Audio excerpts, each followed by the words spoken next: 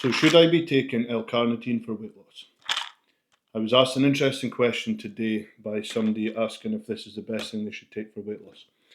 Now, I'm not against any supplements for weight loss, but it ended up in quite an interesting discussion. My answer to that is you should always do what is going to give you the best results. So quite often I've noticed from experience, people will jump for a magic pill. They're looking for a supplement, a shortcut to get them where they need to go.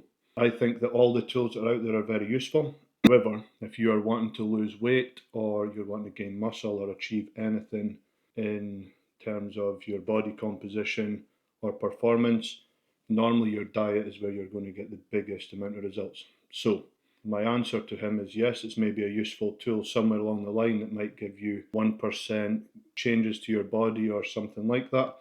That's just a stab in the dark figure.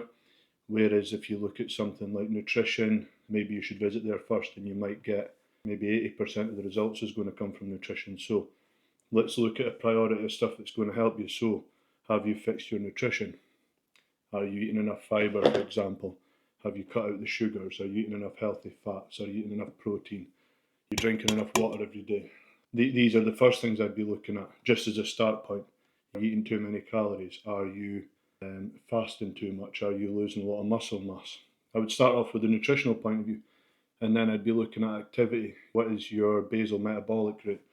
What is your total daily energy expenditure? Are you in a calorie deficit? Are you in a calorie surplus? Look at that from a start point, and then after that I'd be looking at, I have fixed my diet, my activity outside the gym's good, I'm now also consistently going to the gym. What else can I do? I've reached a point where I'm smashing absolutely everything and I've hit a plateau. Then I'd be looking at other things. So then you can look at things like on the market, say L-carnitine. So even on this bottle here, L-carnitine is not a supplement for those looking for instant results, but should instead supplement consistently for months at a time to promote and improve body composition. Who is it for? Anyone can take L-carnitine. However, it's probably most benefiting for somebody who is actively dieting. So that's quite smart. I like that because even on there it has been very realistic.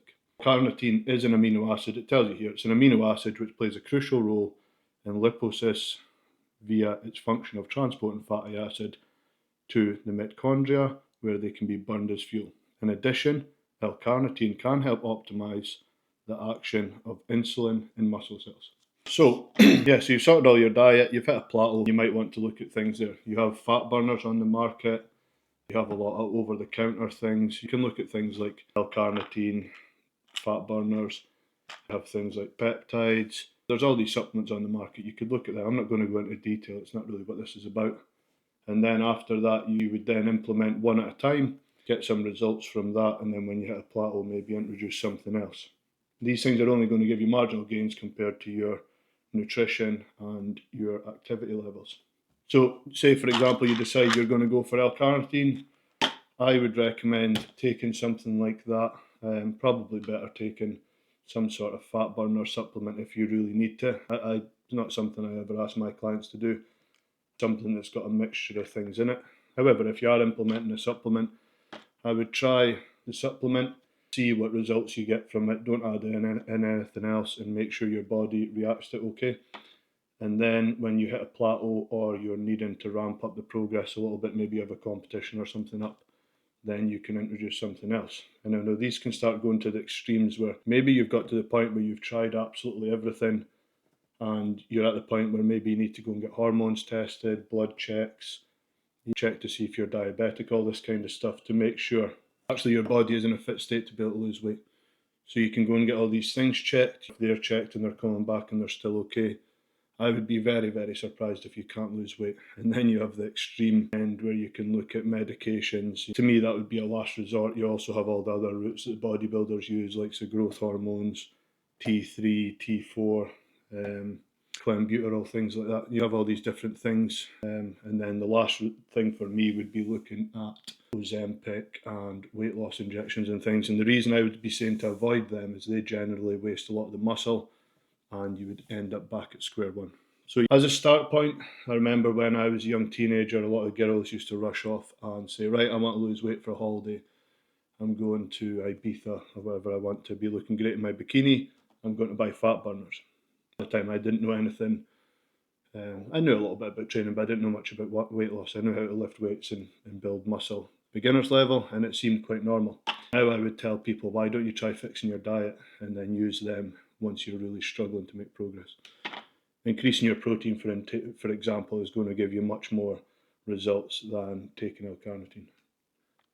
These things are useful tools when they're all added up over a long time. Might give you your 1-2%.